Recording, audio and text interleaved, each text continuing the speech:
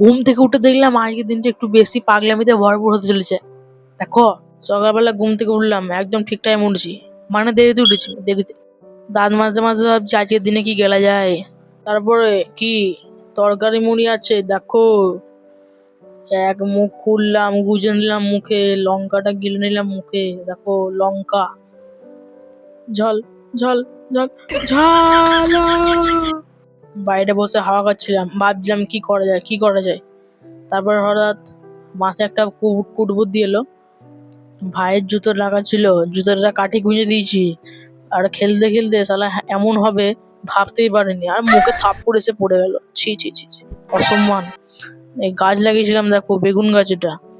তারপরে হাওয়াটা খাওয়া হয়ে গেছে, তারপর চান করে ভাত গিলতে বসে পড়েছি, আলু সেদ্ধ ভাত।